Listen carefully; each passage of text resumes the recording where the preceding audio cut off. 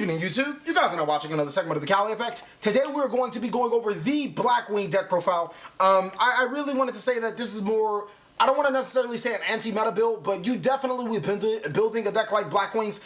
Even though you do have a lot of versatility, you want to keep the meta in mind. So I kept a lot of meta cards and meta strategies in mind when building this deck. It's really built with flexibility. So if you guys don't like what you see, a lot of these cards are very flexible inside the deck. So you can mix it to your, I guess I want to say preference. But let's get down to the deck profile. 1 copy of Sirocco, 2 copies of Chris, 2 copies of Shura, 2 copies of Bora, 3 copies of Kalut, 2 copies of Gale, 2 copies of Blizzard, 2 copies of Panaka, 1 Zephyros, 2 Maxi, and a Dark Arm Dragon. That's going to sum up the monsters at 20. As for spells, 3 copies of Black Whirlwind, 2 copies of Instant Fusion, Allure, Raigeki, and Book of Moon. That's going to sum up the spells at 8 for traps, 2 Breakthrough Skill, 2 Icarus. These are Mirror Forces that you guys can see, obviously, but they're supposed to be Stormy Mirror Forces. A friend of mine has my Stormy Mirror Forces, so that's why I'm playing Mirror Force, but keep no mind, those are supposed to be Stormy Mirror Forces. 2 Mind Crush. I'm lifted up everything over here for that. Skill Drain, Time Space, Solemn, and Vanities. The traps are going to sum it up by 12, and now I can start going into the deck. As you guys can see, Blackwings are really predicated on Black Whirlwind. The more often you open it, the more successful you can use it, the best to your advantage that you can win. And I decided to go with a full range of monsters that practically search each other off. More often than not, if you don't start off with Sirocco, which, I mean, the optimal card to start off with is Shura, but if you don't start off with Sirocco to your Whirlwind, you get your Chris or your Shura to Whirlwind, and you can automatically trickle it all the way down to Panaka, you know, getting whatever you need utility-wise, but as long as you end up with some type of Panaka on the field, Panaka can get you any of your big guys, which could go all the way back down again, so you can go through it. Normally, you only cycle through Whirlwind once, and when I mean cycle, I mean searching through monsters. You'll get down to Panaka once, and then Panaka will search the card, and then normally the game will be decided. The biggest thing is running 2 Panaka. A lot of, I personally, I felt that 1 was best, but Shura searches Panaka. It opens up, you know, Synchro 7 plays. It searches out all of your Blackwings in a pinch. It keeps your Whirlwind live. I just felt that all of those qualities are too good to ignore. Blizzard's also really good with Panaka. That was another thing to look into, because normally when all of your guys search, you search into the Blizzard. The Blizzard gets you a synchro play, but also nets you Panaka through Black Whirlwind. So it gets even better that you get to make a synchro play and then add Panaka to your hand, which will reset all of your monsters all over again in case your synchro play gets stopped, or if you do have a synchro play that just so happens to be the level 6 guy, Nathung, you get to normal summon the Panaka, and while you won't be able to search anything, you can still make it an Icarus target. You can synchro if you have other Blackwing monsters on the field or other monsters on the field, period. I just thought that was really good, really too good to ignore. The Shuras, the Boras, the Gales, the Kaluts, I mean, I feel like all of that's pretty much standard, not really much else to talk about. The Chris is only 2. I really felt that only 2 was needed. And Sirocco does play a very interesting piece in here. At first, I wasn't going to run any Siroccos, but I really had to reconsider because of its flexibility.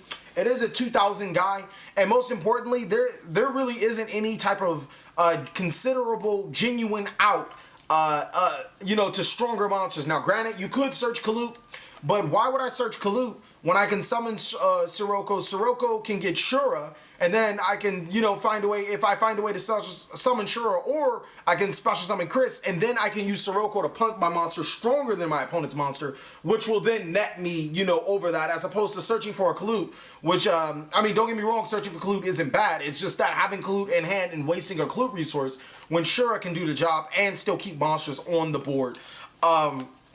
That was another thing, and it's 2,000 attack. It's already ready for a deck devastation virus target. Maxis are in there because this deck can dwindle down on resources, so Maxis are really evident. And then Dark Arm Dragon, because this deck does have somewhat good, decent graveyard manipulation through Instant Fusion, through Blizzard, Just threw a couple of cards, and normally when it is mid game, you have about 3 Dark Monsters in your graveyard, sometimes 4 that you can manipulate out of the graveyard, and then Dark Arm Dragon is just that good of a card. I really think that people shouldn't underestimate that card. For the spells, it's very simple. Your Whirlwinds, your Infusions, your Allures. Raigeki is good. Book of Moon, you can actually side out. I mean, Book of Moon isn't that great of a card that it used to be. For traps, Breakthrough Skill I felt was the best effect negation card besides Skill Drain, mainly because Pepe is taking, is becoming the deck to play, and Breakthrough Skill is actually pretty decent against Pepe, as opposed to, effect negation being bad against Cosmos. So I opted with the 2 Breakthrough Skill, especially when Cyber Dragon Infinity comes out, it'll be a pretty good card. Icarus Attack is only at 2. I really want to stress that Icarus Attack breaks the opponent's scales. So while we can't play Wavering Guys because, we don't get anything out of it, Icarus attacking, tributing a Panaka for Icarus Attack to break your opponent's scales are pretty good. The Stormy Reinforcers are obvious. The Mind Crushers are obvious. The Skill Drain, I just felt that if I activated Skill Drain, I can out-advantage my monsters are stronger than most of my opponent's monsters. Typically, they play Luster Pendulum Dragon, which is 1850, no problem. Chris takes care of that. Their strongest Gem Knight, Garnet, no problem. Sirocco takes care of that. And so forth. And more, I can cycle through my resources faster than they can when Skill Drain's on the field. Skill Drain essentially will win me the game if I just have a monster bigger than them. And I'll just be able to keep on summoning Blackwings and then go through there. I just felt that it hurt them more than it hurt me. Time Space Trap Hole is amazing. Not really much else to say. There's been times where I played 5K to put my opponent's whole pendulums back into their deck, and it completely won me the game. The 5K was worth it. Solemn is amazing, and Vanity is amazing. If you're not going to play any traps this format, which, traps aren't that great, unless you're not playing the best decks, Solemn and Vanities are almost mandatory this format. They are great, stopping scales, preventing your opponent from special summoning. Just 2 really, really good trap cards. But that's just about it for the main board. 2 cards that I really wanted to stress about is the 2 viruses, and you guys will see me have a video talking about these 2 viruses sometime in the future. These cards are amazing. Deck Devastation completely cripples so many Pendulum decks out there. Keep in mind that the Pendulums are monsters in hand, so when you deck Devi them, most of them tend to be weak. Deck Devi will more than likely win you the game right off the bat. Now, Errad is when your opponent sets up their spells, and not only that, since most decks don't play any traps, if you errat them for spells, more than likely, not only are you going to hit their scales, you're going to hit some spells inside of their hand as well. It's also really good against trap-heavy decks. You just flip up errat and call traps, and then you have a problem for your opponent from there. Those 2 cards, I've rolled them to victory quite a few times, and there was just something I wanted to mention. They didn't make the main board cut, but they would definitely make the sideboard cut, and even they probably could make the main board cut with a few switches. It's really up to you guys. Now we can get on to the extra deck. Alright guys, the extra deck is extremely simple. I mean, there's not really much else to say about it. Zerophone, Gastel, Dark Rebellion, Dweller, and Cowboy for your X-Seeds. Don't really felt that there was a need to play anything different. Dark Rebellion is genuinely, it's an ERAD target and it's a deck Devi target. I am never going to get over this. This is just, it wins too many games. For Synchros, Scarlet Rare, Bills. Bills is MVP, especially when you're going against Cosmo. You make Bills, and then all of a sudden, they have to make Good Witch plus Dark Hole or Good Witch plus Raigeki to get over this card, and they only play 1 Good Witch, so it's not like, Good Witch is their answer, to anything. Bills is really hard to get over for Cosmo players. 1 Blackwing, what is his name? Hawk Joe? Yeah, Hawk Joe. This card, I had so much love for this card at first, and then I read that it was other Blackwings. I thought that this card was just, if you can destroy cards on the field up to the Blackwing monsters you control, but no, it's other Blackwings. I mean, nonetheless, it's still a pretty decent card. I've never synchro summoned with it after, it's treated as a tuner, which I just felt was a weird effect, but I mean, hey, it is what it is. 1 Black Rose Dragon, Nathung, Armed Wing, Armatis. Only reason why I run a level 5 is because, Kalutes hit the graveyard, and then it's an Instar Armatis. This is the best level 5 in the game. And then 2 copies of Norden. Everything in here is, like, extremely, extremely, extremely standard. I really don't think there's anything else. You can make some edits to your desires. The only thing that I feel that is, like, something that you guys shouldn't take out, obviously the Nordens, because you need them from instant fusions. The Nathung, because it's the best Blackwing monster. Hawk Joe is pretty good. Bills is an auto win against Cosmo. Dark Rebellion if you're playing the if you're playing the viruses, and then Abyss Dweller because that's also good against just about everything. Those are the cards that I felt would be mandatory ends. These guys, I guess you can say the Zero Phone and the Zephyro isn't, or in the Castell isn't that, you know, whatever, but I feel that they're pretty optional. They're great, but they're still like, you know, they're not that great. They're not that awesome. Honor Art is just pretty bad this format, so I didn't even mention it. There's also a couple Blackwing cards that I'm pretty sure you guys are going to mention down below. Why aren't I playing that? I'm going to be 100% honest with you guys. All the other Blackwing cards are really bad. Every single one of them. All of them. Even the one that's tuner, that special summons the token to the field. They're all really, really bad. But hey, that's just the TheCaliEffectX opinion. You can play whatever you want. Let's get down to the combo tutorial. Okay, right off the bat, there's 3 card quote-unquote combos. They're not necessarily like huge combos. It's just like if you guys see the opportunity, you more than often should take it. These combos require a lot of setup, but since the deck pretty much searches itself when you have Black Whirlwind on the field, it shouldn't be that hard to set up. This combo requires an opponent's monster that could be destroyed by Shura the Blue Flame, Icarus Attack, and Black Whirlwind. So what you're going to do is that you are going to normal summon the Shura under Black Whirlwind. Black Whirlwind's effect is going to add you Blizzard the Far North to your hand. Or I'm sorry, it's not going to... Yeah, it doesn't really matter. I'm going to add Blizzard the Far North anyways. Next, we're going to attack over an opponent's monster. And what that's going to do is special summon us Panaka. Then we're going to set the Icarus Attack.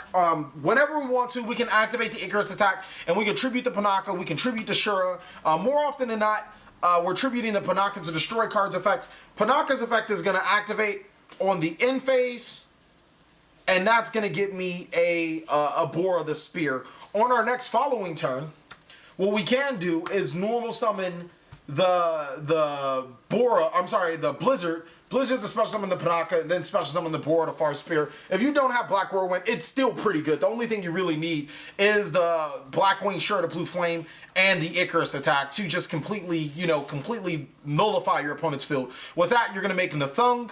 And keep in mind, you do add a Panaka if you wanted to. You're going to make an Nathung, and then you're going to make... Or actually, I'm sorry. That's not even good. The first thing you're going to make is Ririkiri, and then blow up your opponent's 2 cards from your opponent's field. And then you're going to make an Nathung if you want to summon that Panaka to your side of the field. And from there, you're just going to, just go off right there. Like, this deck really has a good time at making so many simple boards very complicated for the opponent. It makes it really hard for your opponent to get over. Keep in mind, that was really 3 cards. I turned them into 2 awesome synchros, amazing advantage, and I'm going to have another search at the end of the turn. So once this deck starts to steamroll, it really starts to gain a lot of advantage. Another quote-unquote combo, I would like to say, was going to require Kalut Graveyard and Blackwing Zephyros, the Elite in Graveyard, as well as Blizzard in hand. So you're going to normal summon Blizzard, Blizzard effect, you're going to special summon Kalut. Then you're going to activate Zephyros to bounce the Kalut to special summon it. Next, you're going to go into... it really doesn't matter, to be honest with you guys. You can go on anything, but I'm going to go on the Nathung. And just in case, let's just say that we have Black Whirlwind on the field and the Shura. Your opponent's in for some problems because you're going to normal summon that Shura with your Nathung's effect, and then you're going to search whatever you want to, and then you're going to hit for max damage as well as inflict 800 damage to your opponent. Nathung is probably going to make sure your monster that you're attacking against is going to be getting over because, like I said, this deck is just really good at creating all types of advantage if given the opportunity. The next and last quote-unquote, like I said, these really aren't combos, just like if you ever see yourself in the situation, I'd probably take it. Next thing we're going to go is Sirocco, and it's going to require you to have all your special summonable monsters. You're going to normal summon Sirocco. If you have even Whirlwind, that makes it even better. It's probably going to add you an additional one, and then you're going to special summon all these guys. Next thing you know, you're going to activate Gale's effect to reduce your opponent's monster's attack in half, and then you're going to activate, you can actually even play him defense. You can even activate your Sirocco's effect to target any of these guys. If it's already in defense, then you keep your Bora on attack, and then you target any one of these guys. It gains all these guys attack. Your opponent's monster's attack and defense is half. If that's not game or a lot of damage, I don't know what that is, because it's going to force your opponent to waste resources on just 1 card, or 2 cards if you do have the Bora on attack, while you can just go ahead and be like, okay, now I'm going to make a synchro play and do all this other stuff from there on out. This deck has a lot of, it's very opportunistic. Like I said, these really aren't combos. They're just, if you ever have the situation, and you get opportunistic, you can swing for so much damage, or you can do so much damage to your opponent. And if this deck starts to steamroll, it's not really much else that your opponent can do. Well, thank you guys so much for watching another segment of the Cali Effect. This has been the Cali Effect, over and out. Hey guys, thanks for watching. If you guys would like to see more Cali Effect content, you guys can see the Blackwing deck that I just profiled on the left video, as well as if you click to the right, you can see me doing a review on a website called Jimmer. Furthermore, if you guys want to buy the cheapest cards online for the cheapest prices by your favorite Yu-Gi tuber, there's a link down below in the description. Go ahead and click on that. Thank you guys so much for watching. Please like, comment, subscribe, but most of all, enjoy.